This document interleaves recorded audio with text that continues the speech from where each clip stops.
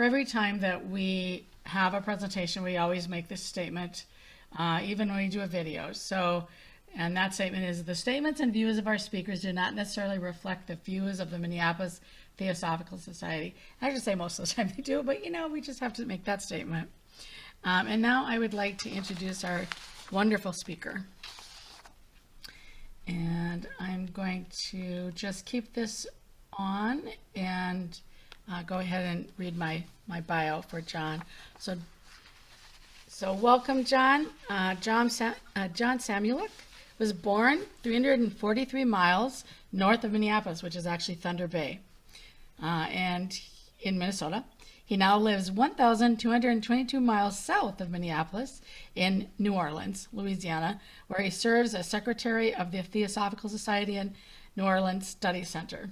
And he came to our group, and then we talked, and I found out about New Orleans. So now a lot of us attend by Zoom his New Orleans study presentations.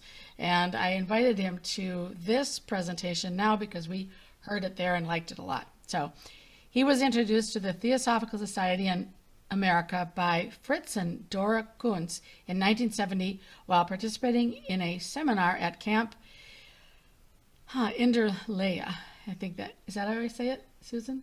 Good. Inderleia? Inderleia. Okay, thank you. The Theosophical Camp on Orcas Island, Puget Sound, Washington, very near Dear Vaughn. So John served as the chairman of the Department of Education at the headquarters of the Theosophical Society during Dora Kuntz's tenure as national president. Following 3 years at Olcott, he moved to, don't know how to say that, OJAI, or how do you say that, John? Ojai. Ojai. I'm just blanking because I know that I've heard it, but I want to say how it's spelled. So it's Ojai, California, where he served for 3 years as assistant to Joy Mills during her tenure as director of the Crotona School of Theosophy. After moving to Louisiana, he established and directed a Montessori school. He is now retired from a career in hospitality and tourism. And I'm very happy. I'm going to stop share because I want to allow you to see John, and then we'll bring up the PowerPoint again. So welcome, John. Thank you so much for being here with us. We appreciate you being here and being willing to gift us with your wonderful presentation. Well, thank you, Hope. Question, how often do you meet? Always every 2 weeks. So like twice a month? Twice a month. Yep. The second and fourth Tuesday, Mondays. Well, our New Orleans group, we meet once a month, and because of the COVID situation, the library literally shut down on us, but it's open, and we're using Zoom, so we're doing hybrid meetings,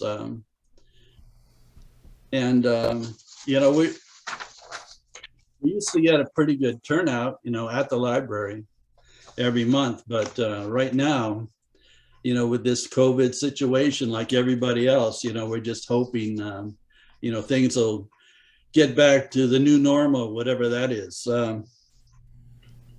Well, we're going into a serious subject. So to lighten things up a little bit, I'll start with a little humor.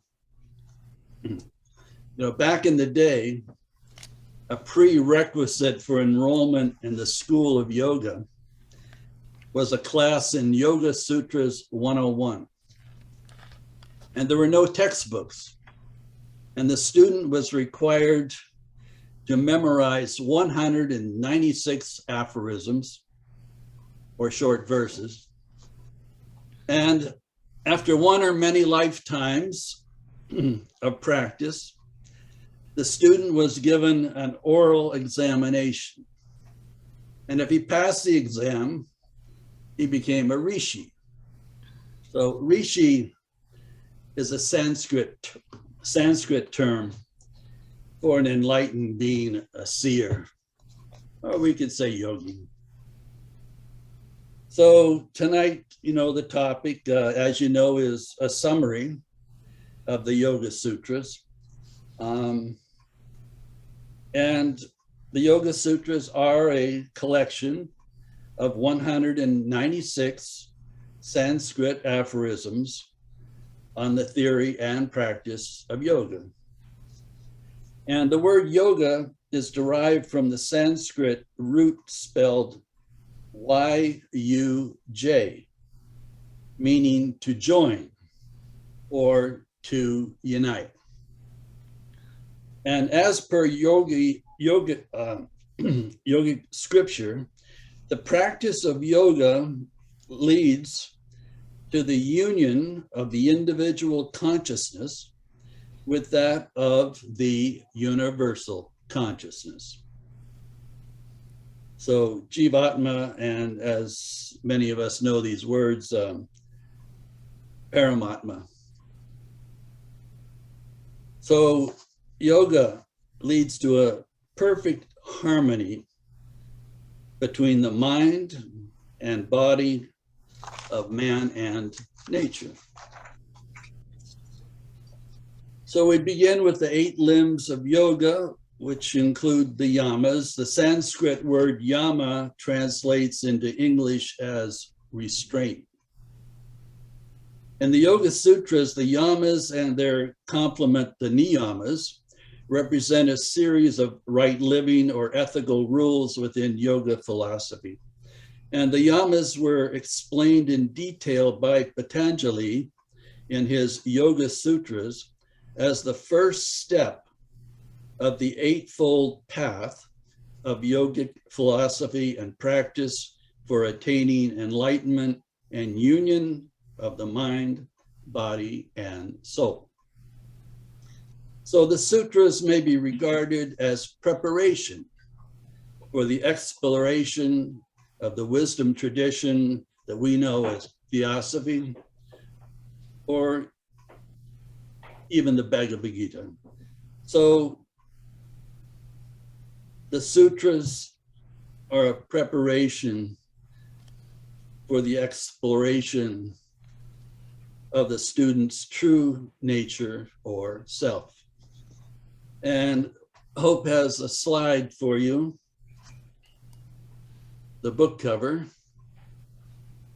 I'm coming.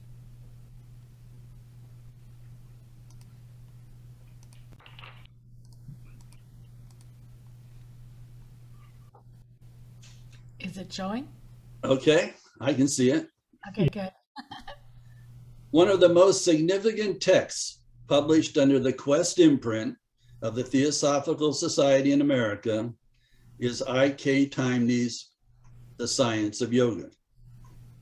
The first printing was 1961. It is available for purchase from the Theosophical Society in America, and the website to order the book, questbooks.com.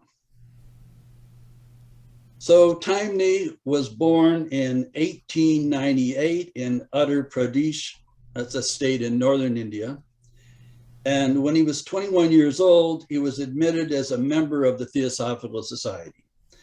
And Taimni studied and taught and practiced yoga throughout much of his life. His formal education led to a PhD in inorganic chemistry. He was a professor at Allahabad University and was a scholar in the fields of yoga and Indian philosophy.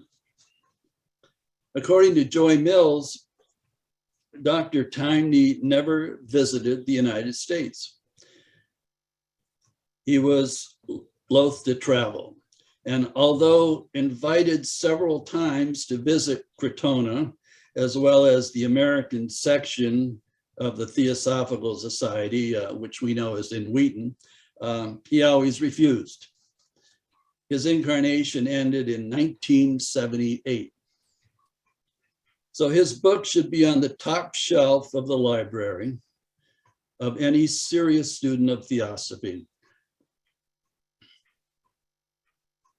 I worked with Joy Mills as her assistant for 3 years. during her tenure as director of the School of Theosophy in Ojai in California.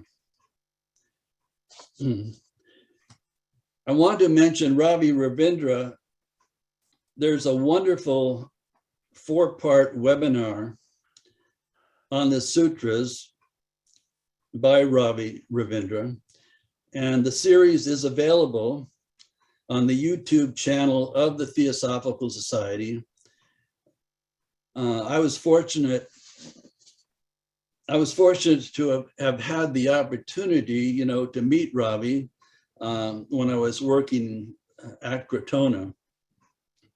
I was asked by Joy Mills to drive him to the home of J. Krishnamurti for lunch. So when we got there, Krishnamurti was standing and waiting for us on his driveway. I didn't get to join them for lunch, but I did, of course, attend many of Krishnamurti's talks in the Oak Grove, next to the Oak Grove School that Krishnamurti founded in the Ojai Valley. That school is just down the hill from the Crotona Institute. So Ravi Ravindra's book on the sutras was published in 2009 by Morning Light Press. It's titled The Wisdom of Patanjali's Yoga Sutras. So Ravi shows a slide of Shiva, the dancing Shiva. We can put that up, please.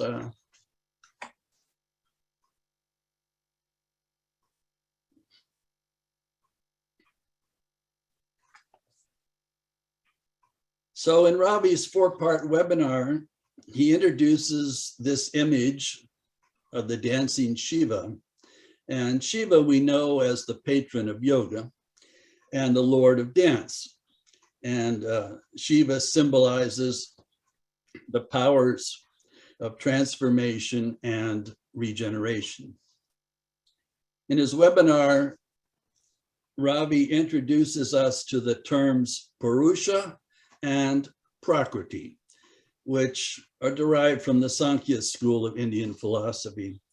And in way of helping us, I should mention that Ravi, I know some of you are familiar, with him and have watched his YouTubes, but, Ravi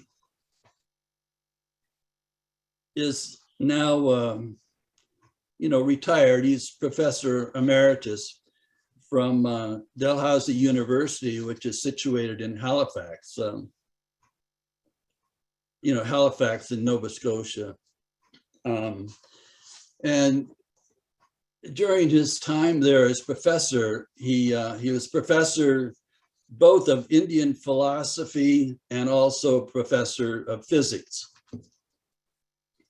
He is just a tremendous teacher. I can't recommend his webinar on the Yoga Sutras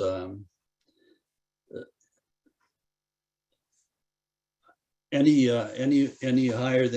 more than anyone else that I've seen. I just would really encourage you to go on the website of the Theosophical Society, go into the YouTube channel and find that webinar. It's a 4-part series on the sutras by Ravi.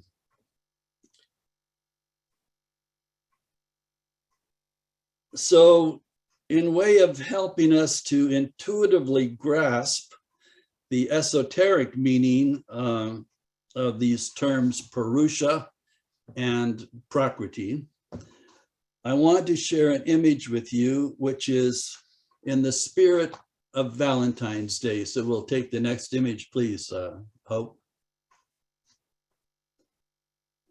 I think you can read at the bottom of the picture the title, Psyche Revived by Cupid's Kiss.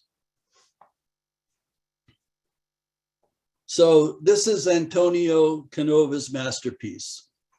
Canova is as famous as Michelangelo.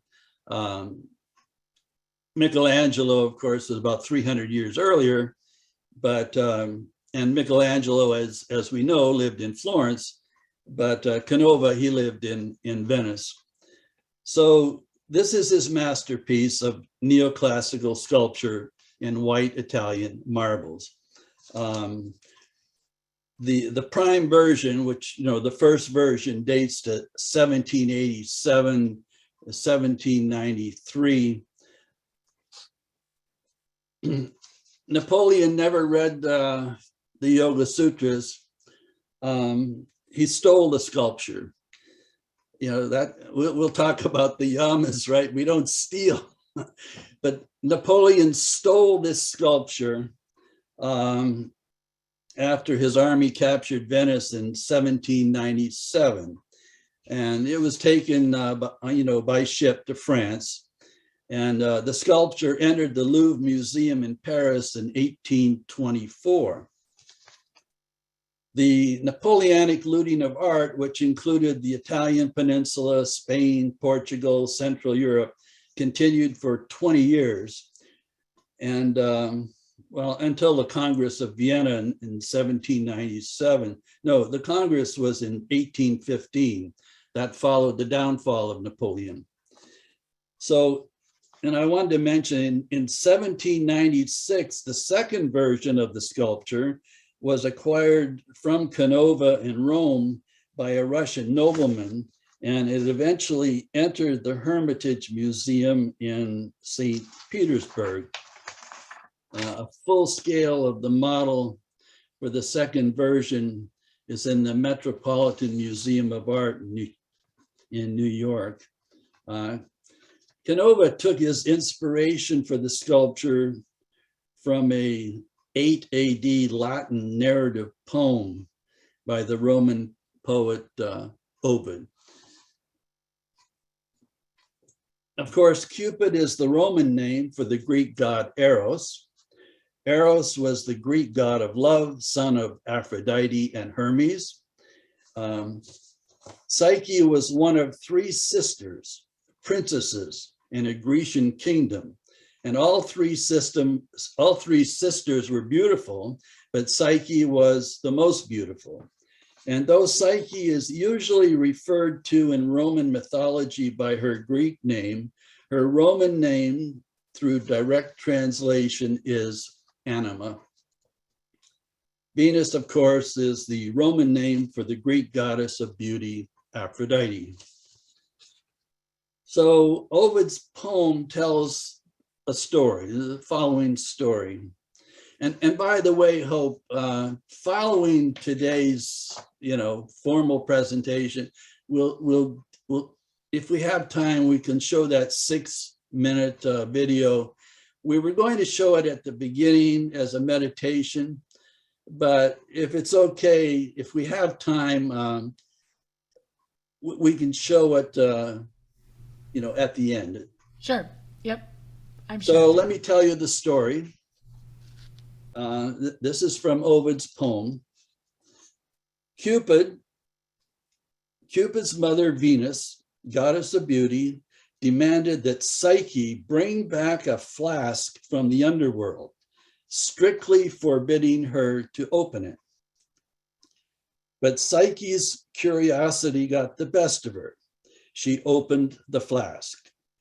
And no sooner had she breathed in the terrible fumes that she fell into a deep sleep, a death-like sleep.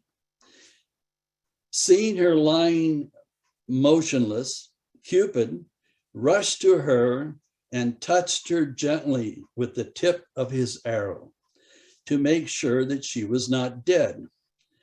This is the moment caught by Canova.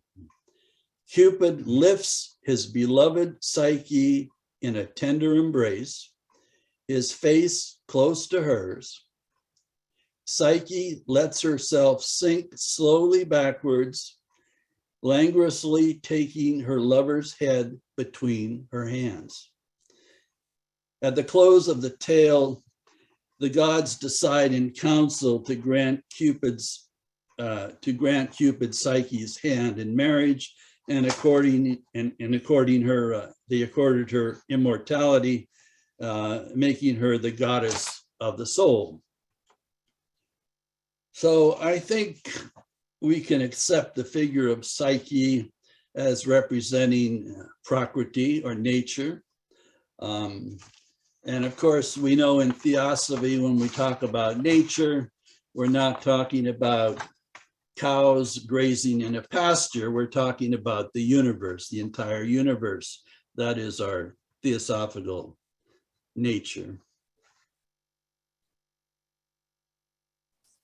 We may also consider Prakriti as a universal field or the playground of multiple universes. And we might accept the figure of Cupid as representing Purusha, universal consciousness or spirit, or in yoga, the seer. So the universe incarnates over and over again. There is a cosmic cycle of manvantaras, periods of manifestation, and pralayas, periods of rest and repose. The kiss of Cupid revives the sleeping universe from its state of pralaya, and a new manvantara is ignited into action. So that's my Valentine to you. So our next slide, Hope, is the 8 limbs of yoga.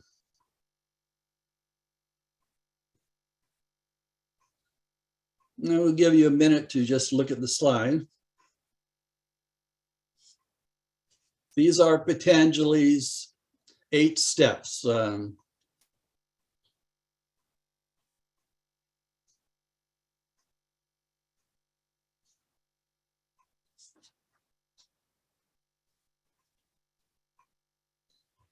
I also wanted to mention a wonderful study guide on the sutras by Judith Sugg.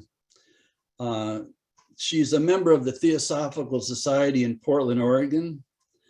Dr. Judith Sugg.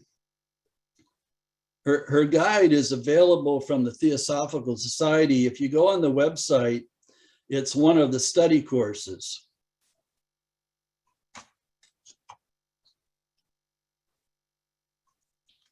We had hoped to have Judith do a Zoom for our group in New Orleans. And that was just before COVID hit.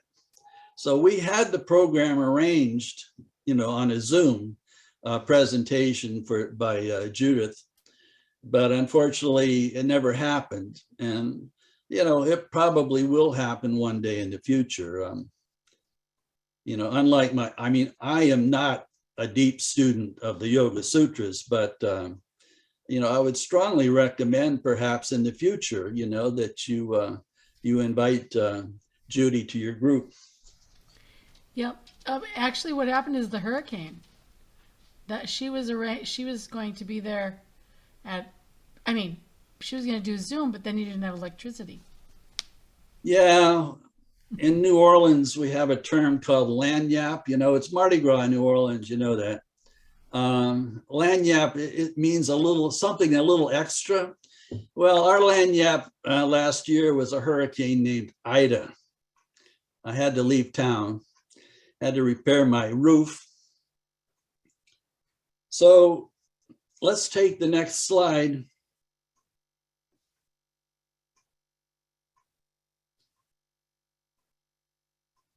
Yama translates as restraints, and it is the first limb or step of yoga practice. And it's associated with ahimsa, which is respect for all living things and the avoidance of violence toward others. Satya, the speaking of the truth through the actions of one's mind, speech, or body. Asteya, which means not to steal. That's the one that Napoleon missed. Brahmacharya, the right use of energy. And aparigraha, which is non-attachment, non-possessiveness, non-greed. All right, next slide, please. So the second step is niyama, cleanliness, contentment, discipline, self-study, surrendering to a higher power. And our next step, which many people are familiar with now,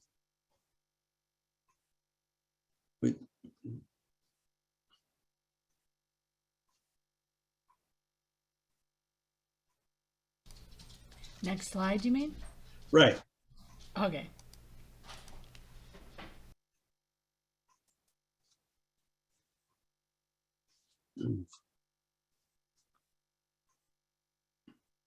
Do y'all know Ralph Hannon? Well, he's given talks, at Alcott for the Theosophical. He lives in Illinois, but Ralph Hannon is very involved, with Hatha Yoga. My wife is very involved with Hatha Yoga. Before COVID, she would go to her class 3 times a week. But, we're being very careful. And so she's not going to the class now. So she's doing her asanas at home. But posture yoga, asana yoga, has become very popular, as you all know. So the next slide.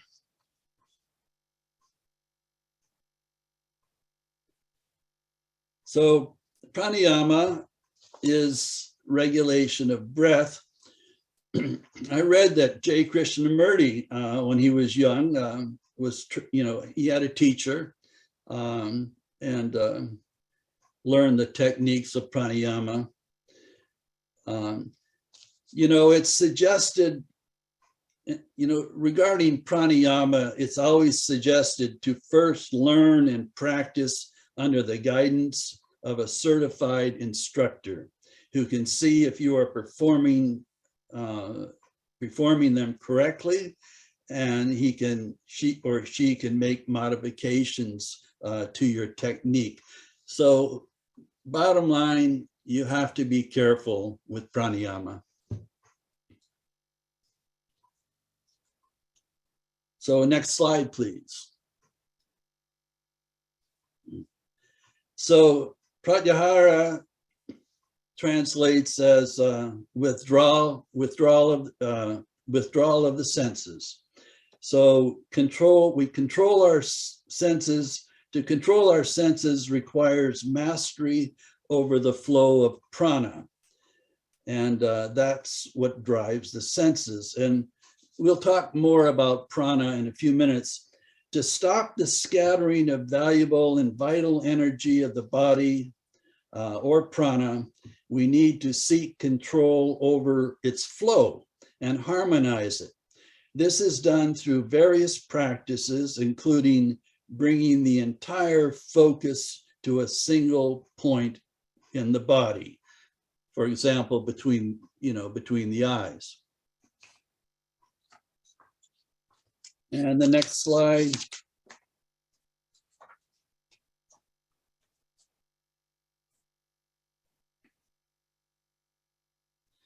So this is dharana, or concentration, focus. Dharana involves focusing on the breath, body, or even a mantra. Mantras are very often used in this step, this step of yoga. So regular practice of dharana enhances yoga practice by improving the practitioner's ability to remain focused no matter what they are doing. It trains the mind to remain calm and increase mental strength. I had an experience back in the 70s when it was, my semi hippie days. I was sitting on a bed in front of a yogi, meditating. And at the end of the meditation, he was going to give me my personal mantra. A lot of people did that in the 70s. So we're sitting on the bed. I'm trying to remember. I know it was in the Northwest. I don't know if it's Seattle or Portland, but I'm sitting on the bed meditating. And in those days, I was pretty serious about, hatha yoga. And so I'm sitting on the bed and we're in this deep meditation, me and the guru.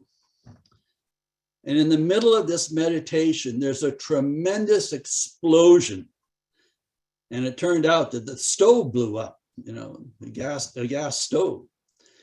And I just remember not flinching at all.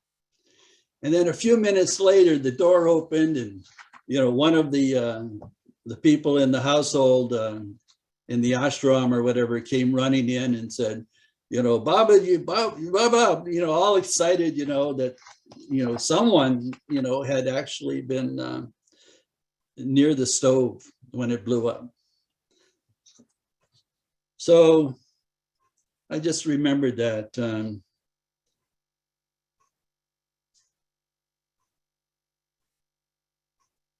That's dharana, that's concentration. So now the next slide is number 7. And this is the slide for meditation.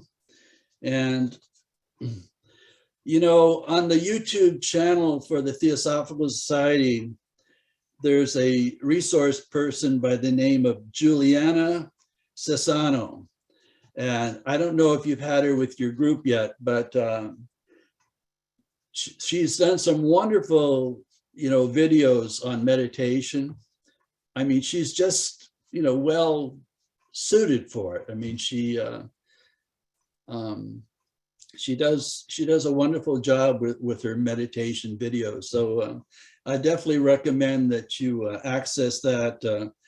Once again, her name is Juliana Cesano. We have a link. What's that? We have a link to her. Yeah. I think it's Sundays. We have a link for signing up to that on in our resource tab.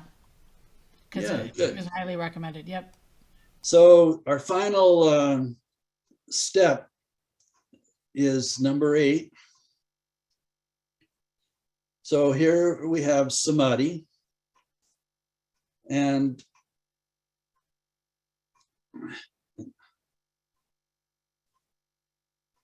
in book 1 or chapter 1 of the Yoga Sutras, samadhi pada means in English step, but samadhi pada is the first chapter of Patanjali's Yoga Sutras. And there he introduces the concept of samadhi and its stages in verses 17 through 23. So it's chapter 1, verses 17 through 23. In the book by Taimni, in his sutra commentaries on the sutras 41 through, we don't have time to go into all of this, but trust me, on the top shelf of my Theosophical library here at home is I.K. Taimni's book, The Science of Yoga. I don't know if I'm going to finish it this lifetime or the next, but it's on the top shelf. So the intention is good anyway, right? So Taimni, will tell you and talk about the 4 different stages of samadhi. we don't know samadhi until we have become an enlightened yogi.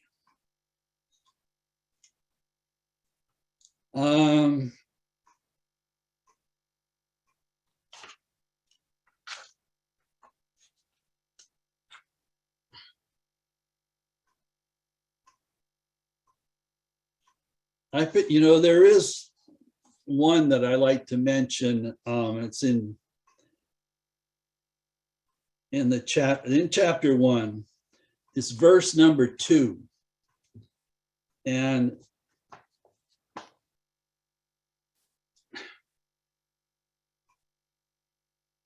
it deals with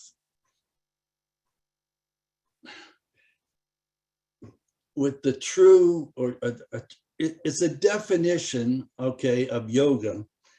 And in English, yoga is the inhibition, the restraint, inhibition or restraint of the modifications of the mind.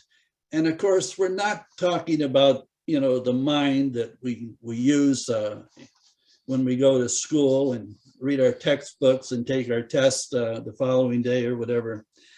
But once again, yoga is the inhibition of the modifications of the mind. And Taimi's treatment of this sutra is wonderful.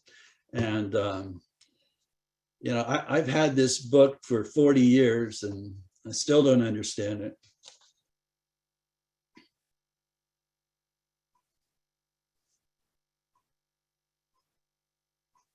So the real secret of yoga, the secret, its essential nature, lies buried in the origin of the manifested universe and can only be known on attaining enlightenment. So, do we need to come up for some air? How are we doing? Oops, okay, I couldn't get myself unmuted. Let's see, what time is it? It is 10:02. Okay, so that was the last slide. We could maybe do that wonderful chant, because isn't that? Well, No, I have something else. Okay, all right. Before I'll try to take it easy on you. But you're still awake. That's very good, But if you fall asleep, I'm going to call Cupid. To All focus. right. Yeah. Okay. All right. So is this are you saying that this is the best time for a little break, for a 5-minute break? Well, it's the time to take a deep breath. Okay. So why don't we take a 5-minute break and go get your tea, and then we'll be back. We'll be back at 5:02. And I just have a few more comments. I want to introduce another source person.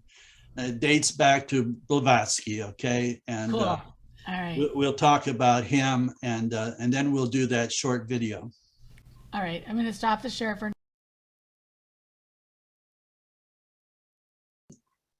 So I want to share some further comments on yoga that are for the most part taken from a text on yoga by Rama Prasad titled Nature's Finer Forces.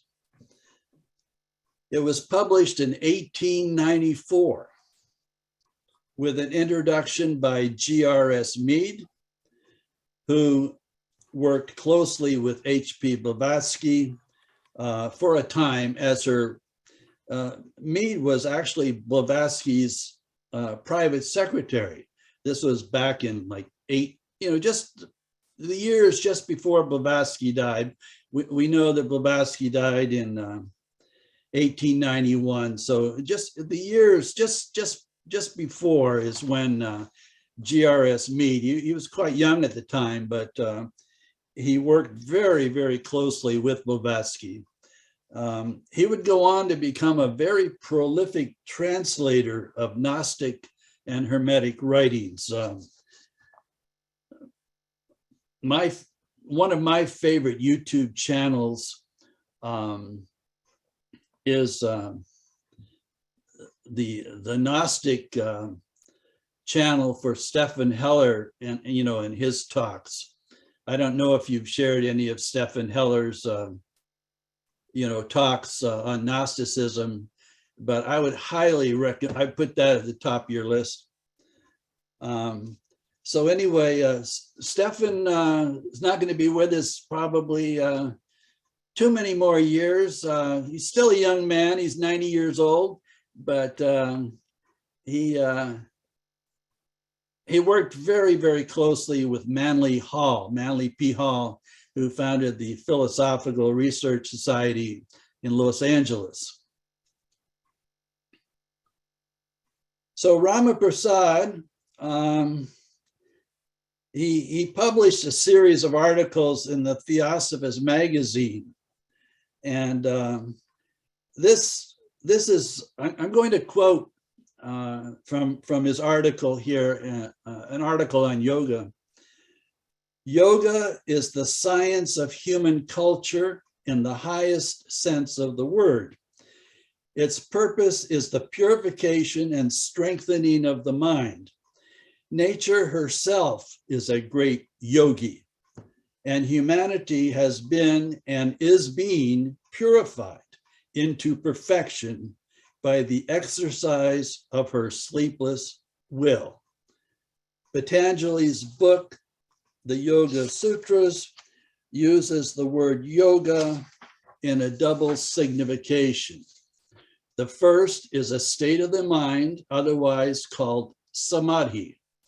The second is a set of acts and observances which induce that state, samadhi, in the mind. So yoga practice, in other words. We just went over the 8 steps. The term Ishvara. Ishvara is the macrocosm, the soul of the universe. The mind of man is now slave to his lower nature. But through the practice of yoga, man can free himself from the chains of the world and find liberation and enlightenment. The mind can be disciplined to vibrate in obedience to the vibrations of the soul, the microcosm of Ishvara. So Ishvara is the macrocosm, the soul of man, the microcosm. Yoga is said in the keeping in check of the 5 manifestations of the mind. So to grasp the esotericism of yoga philosophy and practice, there are certain principles that must be studied, such as that of prana. So quoting again from Rama Prasad.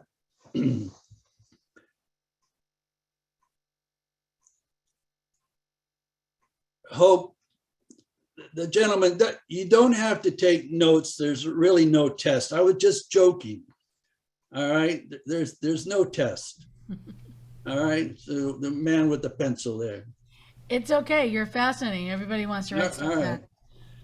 Prana is the life principle of the universe, and its localized manifestation. I'm going to read that again, okay? Prana is the life principle of the universe and its localized manifestation. The key word is life. The life principle of man and other beings. It consists, prana, it consists of an ocean of the 5 tattvas, the finer forces of nature. The sun or stars are the different centers of the ocean of prana. Our solar system is filled to its extremest limit with prana, and it is in this ocean that move the various heavenly bodies, the planets. It is held that the whole ocean of prana, with the sun and moon and planets, is a complete picture of every living organism on Earth, or for that matter, of any planet. So the Theosophical Society in New Orleans, that's where I'm situated. Our most recent program was on the subject of esoteric astrology. And we introduced Alan Leo's text, Esoteric Astrology, and that book was first published in 1913. I should mention that Alan Leo is known worldwide among the astrology community, and he's recognized as the founder of modern astrology.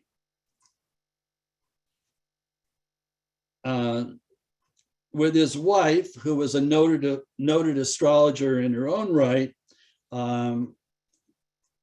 Alan Leo and his wife were both members of the Theosophical Society in England. So once again, his book is Esoteric Astrology. Now on samadhi. Samadhi is a mental state induced by the practice of yoga. The state of perfect absorption in the soul is called asamprajanata. It is a state of intuitive omniscience.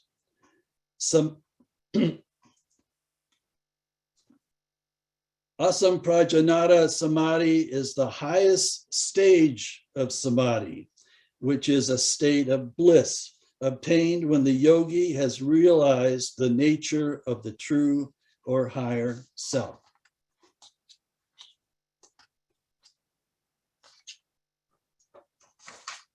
In this stage of samadhi, the sense of individual self disappears. Samadhi, the eighth limb of yoga, is caused by the reflection of the soul in the mind. This reflection simply means the assumption by the mind of the state of the soul. The mind passes from its own ordinary state to the state of the higher energy of the soul. The great number of tattvic vibrations per second make their way in the matter of a lower number of vibrations per second. This rising up of the mind, this passing out of itself, is known in Indian philosophy as Ananda. Ananda, as we know, is translated in English as bliss. So to grasp the esotericism of yoga, the student must climb the steps or stages of intuition, which begin with verbal intuition, then wordless intuition, then meditative intuition, and finally ultra meditative intuition. Well, we can't really go on any further today or tonight. There's just too many steps to climb. But philosophical curiosity is the first step of mental ascent towards yoga. And it's the sixth step, dharana. So, I've been fortunate in my life to have met a few who have developed the higher stages of intuitive faculty. I worked with Dora Kuntz during her tenure as national president of the Theosophical Society. I was at the Crotona Institute when Jeffrey Hodson paid a visit, gave us a lecture. As I mentioned, I sat in the Oak Grove in Ojai and listened, to the talks, the public talks of J. Krishnamurti. So when does one know that he or she has entered the school of yoga? It is when one feels the touch of Krishna. It is like a tap on the shoulder. It cannot be described by any metaphor. It cannot be put into words, but it can be experienced by the student through his or her intuitive faculties. Our humanity is in a process of evolution. Our present 5 senses will eventually be joined by 2 more, for the universe is septenary. We will be clairvoyant and we will be clairaudient. There are those who have gone on before us. They are the rishis who listened to the sounds of the universe and composed the hymns many thousands of years ago. So in our closing meditation, we can listen to a hymn from the Vedas, and during our meditation, our closing meditation, if we have time for it, hope, we can invite the mystic speech to guide us upon the path of yoga. So thank you. Thank you for being here tonight. And those of you who would like to stay for the meditation, please do. I guess I should give full disclosure. My parental grandparents were Ukrainian. My surname is Ukrainian. And as many of the Vedic hymns do, they start with a prayer, an invocation, and this starts with a prayer for peace. So thank you and good. See you next time.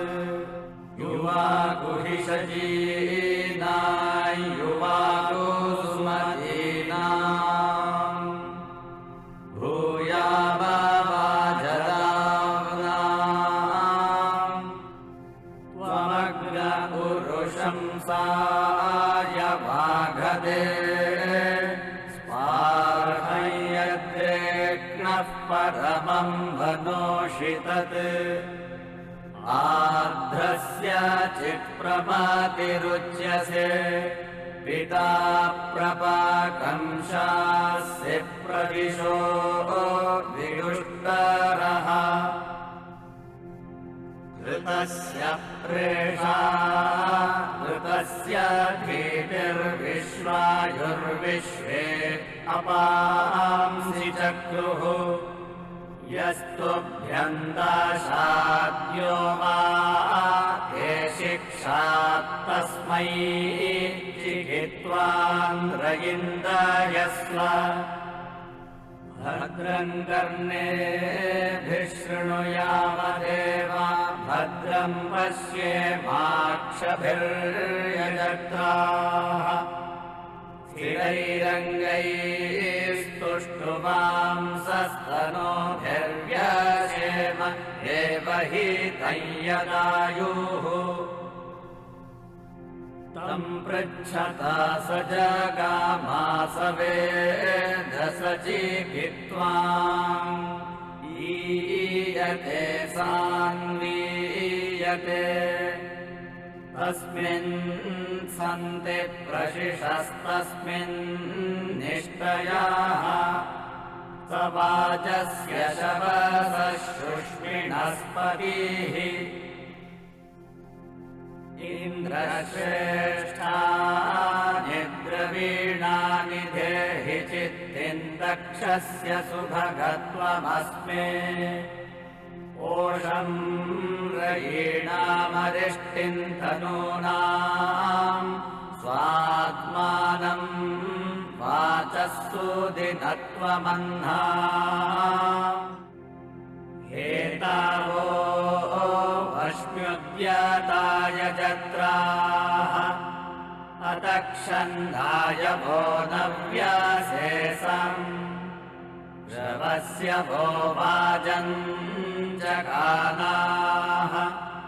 सप्तिर्नरथ्यो अहधीतिमस्याः जन्मन् जन्मन्निहितो जातवेदाः विश्वामित्रेभिरिध्यते अजस्रः तस्य भयं सुमतौ यज्ञियस्य अपि भद्रे सौमनसे स्याम ऋतस्य हि शुरुधः सन्ति पूर्वीः ऋतस्य धीतिर्वृजिनानि हन्ति ऋतस्य श्लोकोपधिराततर्द कर्णाबुधानः शुचमान आयोः यो देवो देवतमो जायमानः महोवाजेभिर्महद्भिश्च शुष्मैः तथा नो वज्रं बाह्वो रुषन्तम् यामनेन रेजयत्प्रभूमा ज्यायां समस्य यतुनस्य केतुना ऋषिस्वरञ्जरधिया सुनामाते यादृश्मिन्धायितमापस्य या विदद्य उस्वयं वहाते सो अरङ्करत् अग्ने पवस्वस्वपा अस्मे वर्चस्सु वीर्यम् दधद्रयिं महिपोषम्. Well, once again, I just want to reiterate that that book by Taimni is just a wonderful study, and I just just highly recommend it to anyone who's interested in the sutras. And I can't remember. I know it is available. I don't remember the price, but I know it is available. From the Quest Books website. So that's questbooks.com. And someone also put in the chat that there is a PDF of it, which I reposted. I think that was Jeffrey maybe put in the PDF. Yeah, that was me. Yeah, I found a PDF of that translation and just posted the link to it. So yeah. So you can copy and paste it, guys. If you just put in the chat, if you put your cursor over there, you can hit copy and then just grab the PDF. Oh, go ahead, Linda. You can unmute. You have. Yep. Well, I think Nathaniel had his hand up Oh, first. did he? I'm sorry. All right. Nathaniel? Thank you. I'm curious about the sutras and how they notated the pitch and how they notated the rhythm. It didn't seem to have there weren't a lot of melodies that you would come away from doing that singing as you walk down the street. They were very interesting. But So thank you, John. Do you have can you help me with that question? Well, I can mention that you're very fortunate in Minneapolis.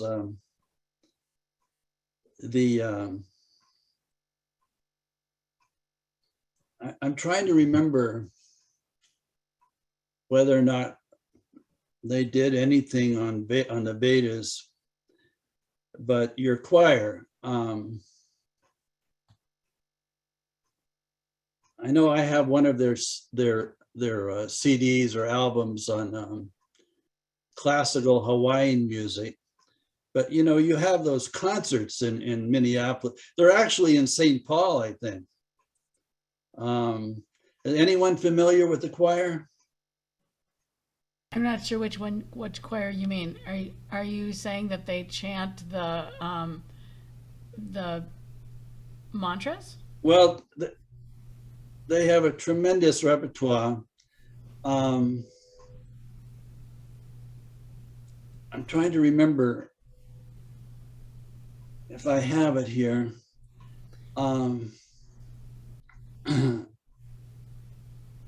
My experience in California, including going to Mount Madonna, which is in Santa Cruz, and for many years they had a wonderful choir.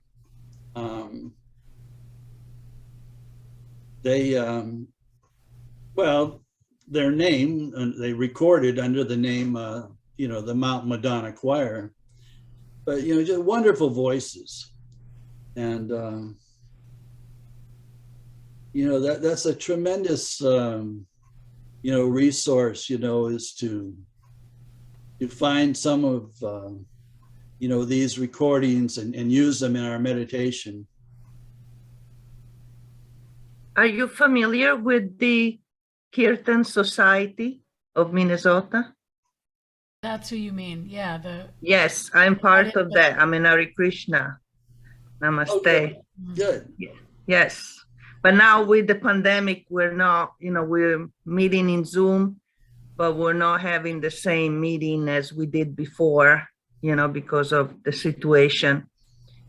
We see when we can recollect, but I'm part of that society I've been part of that society for 20 years here in Minnesota. We lost our, one of our members, because of his work, he had to move to Houston. Mm-hmm. He was a member here of Hare Krishna. Okay, what was his name? Well, his name is Prasad, but I mean, okay, he has a tremendous grasp, you know, of Indian philosophy, but you know, we didn't really lose him because he still participates on Zoom. Oh yes, he does. From you know, from Houston. Mm-hmm. Yeah, it's wonderful because he can pronounce the Sanskrit properly. Sure. I've been with them since I was 23 and I'm 65 now. I started in Italy and then went to England, Germany, many different places, New Orleans, and then Minneapolis. And I just complete the second module for Sanskrit with the Zooming from Italy, from a professor from Sapienza University. So we're writing in Devangari. We're learning the proper way of writing of the sutra, or the Devangari. So Deva, God, and Nagara means a city, which is the city of God. That's what Devangari means. But you're also chanting the. Yes, yeah. Well, no, with the class we just learn and we translate and we do the grammar, which is a complex formulation. But with the Hare Krishna, yes, we do chant, we do hymn, and we study Bhagavad Gita, Srimad Bhagavatam, the Rig Veda, and we do the 24-hour chanting, you know, sometime twice a year. Yes. Well, Erica wants to know what the name of the group is. Do any of you know? Go ahead. Excuse me. Erica's wanting to know what the name of the group is. What you said is Minneapolis Kirtan. The Rose Ensemble. Oh, Oh, no, the Rosa, sorry, I was thinking about. yeah, but we were thinking about that too, Danielle. Yeah. But Yeah, I yeah. think they're in St. Paul, aren't they? And how do you spell kirtan? I'll spell it. Kirtan. I-N? Kirtan. A is in apple, Okay. N is in north. Yep. Kirtan. Minneapolis Kirtan Society, and I'm in the group. Yep. We have a Vedic society at the University of Minnesota, but we don't meet, because of the pandemic. I was part of the Vedic society as well, 4 or 5 years ago. Yes. Okay, and then Linda, I wanted to get to your question, so we're gonna, because you have your hand up. So thank you. So I'm just curious. I've certainly heard about Patanjali and the Yoga Sutras a lot, but I've never studied them, and I don't even know what their I can't remember. I'm not finding the word I want. What era was he? When did he write them? And I don't know anything about him. Does anybody know anything about his history? Who he was? A long time ago, and we're not even sure, okay, that Patanjali wrote the sutras, but 2,000 years ago. Oh, wow. Okay.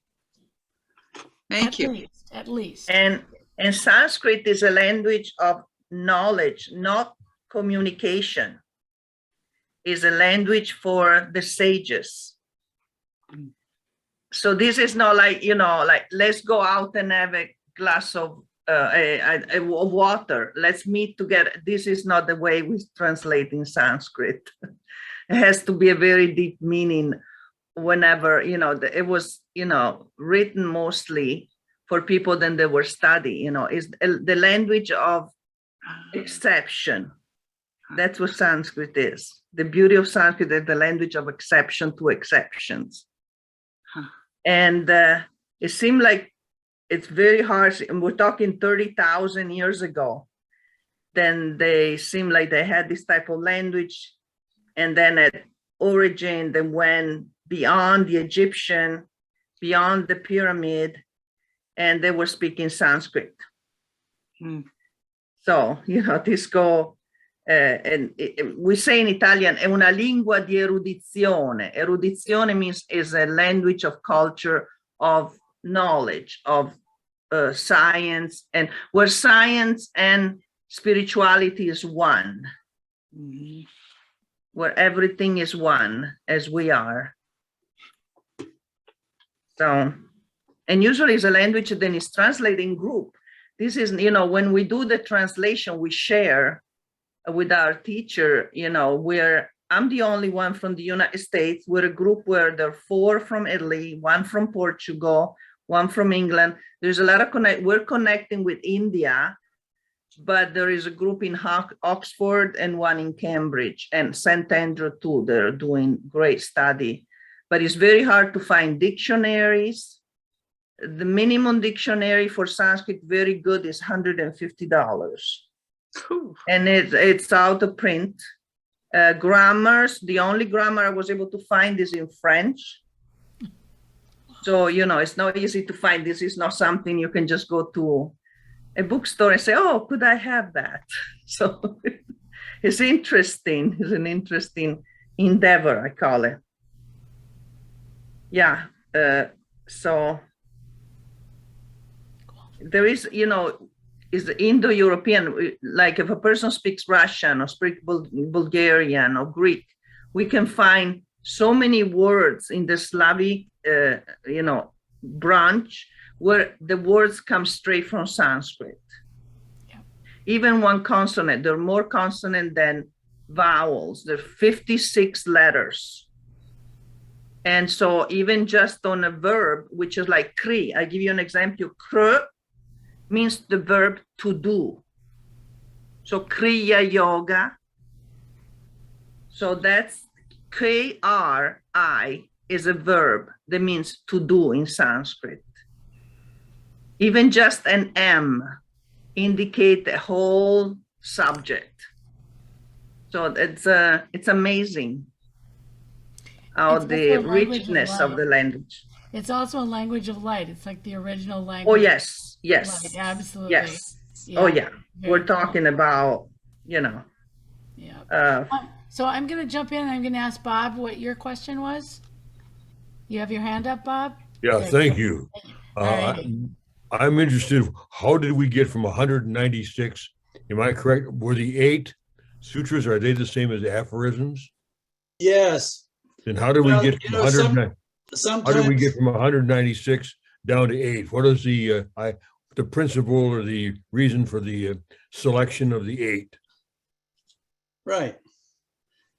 Well, first of all, usually you read there's 196 verses, but sometimes it's 195. But I think 196 is the number that's most accepted. And now the 8, that's when we come, to the limbs. Patanjali had his limbs of yoga, the steps. So there are 8 steps. The 8th step is samadhi, but I mean, there are 8 steps or limbs of yoga, and 196 aphorisms or sutras. So there are two different Zen schemes or 2 different philosophies or 2 different classifications. classifications. Okay, thank you. I might be able to help out a little on that. Bob, the sutras are divided into 4 books. The first book is kind of an introduction. The second and half of the third book are like a cookbook, a list of these aphorisms that are like an instruction for a spiritual life, for achieving these goals of yoga. So, and within that section are 8 subjects. 8 there. It's like a system, and it starts with the rules and the commandments, which are basically proper living, and then with the other and those, the rules, the commandments, pranayama, asana, concentration, etc. Those are what they call the limbs. Those are like the 8 subject areas that allow the practitioner to achieve this yogic concentration. Each builds upon the other. And the each of those limbs are they're announced in a single aphorism, and then they're broken down into individual aphorisms, sometimes several aphorisms for each individual limb.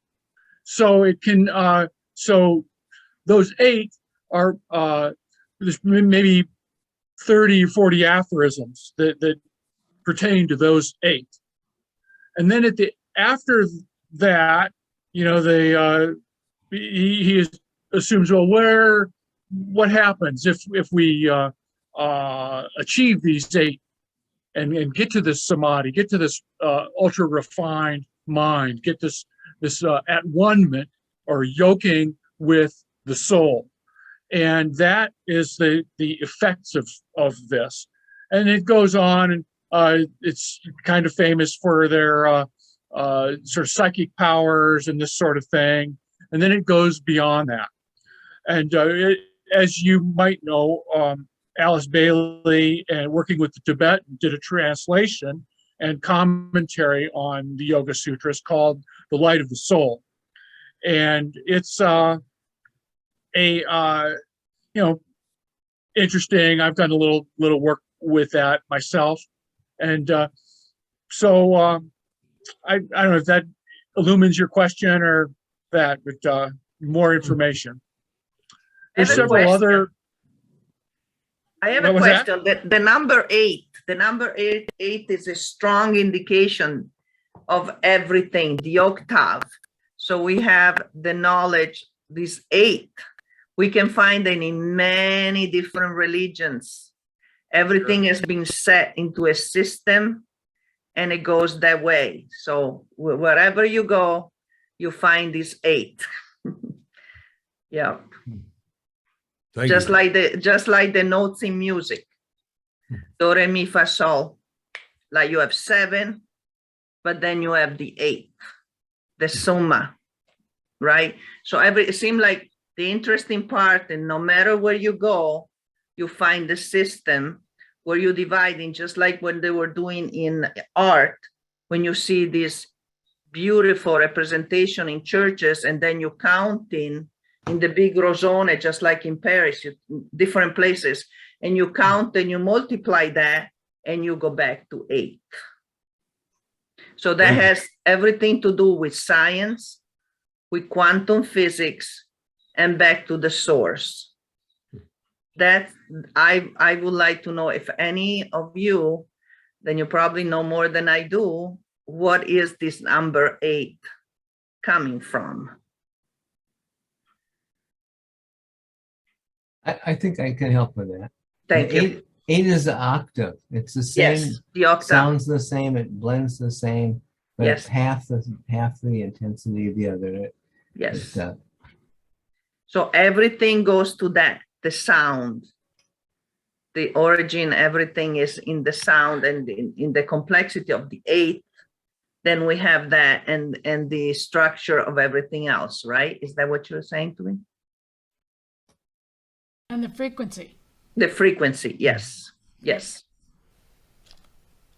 So the knowledge of that, when a person study that, the person reacquire the knowledge that our ancient ancestor had, and the capacity of moving blocks to build the pyramids. But I simplify, sorry, but there's so much more. Hildegard de Robinge was talking about, the octave, that. So is everything Galileo? We're talking, Vitruvian Man. We're talking about Leonardo, it's everything. And so people then are capable of studying that and entering into the quest. The possibilities are limitless to each one of us. Interesting. Yeah. The book itself, the Yoga Sutras of Patanjali, in all its many translations, is really a comprehensive book that builds upon itself. Just to explore the composition of the book. It is in sections. It is in 4 sections. It starts slowly, and it builds as it develops. And I think the thing to keep in mind too, although there are many excellent books that summarize and comment on it and abridge it and analyze it and break it down, you could pick it up. It is approachable. You could pick it up and you could begin to read it, and it develops in complexity as you go. No one's going to start with necessarily the last part of the book, section 4, which is really quite magical, or 3, which is really quite metaphysical. I mean, you would begin with section 1, and like so many of the classical books that have survived 2,000 years and longer, it is written so that you can pick it up and begin to read it. It is not that difficult. It might take 2 or 3 readings. It is an involved study. There's a lot to it. If you put it into practice, it will absorb all of your life and your next life and your next life. But there's no reason why a person couldn't pick up this book and begin to read it. I mean, I think that there are many great translations. I think the best one that I found is actually rather new. It's Edwin Bryant. It was published in 2009. It's rather new, and it's really not difficult to read. And if you'll find that it is a very popular translation of the book. So while there are many commentaries on it and summaries of it, you know, keeping in mind that someone out there has analyzed it and they would like to tell you what they believe is important in the book and how you should think about it. Like everything else we study in theosophy, the individual has a right of personal interpretation. And I think that each one of us needs to read this book. I think that to answer the question of the time machine, what book would you take if you could only take one book with you to read the rest of time? I would take this, the Yoga Sutras of Patanjali. It is everything you will ever need. Thank you, Vaughn. That's a cool comment.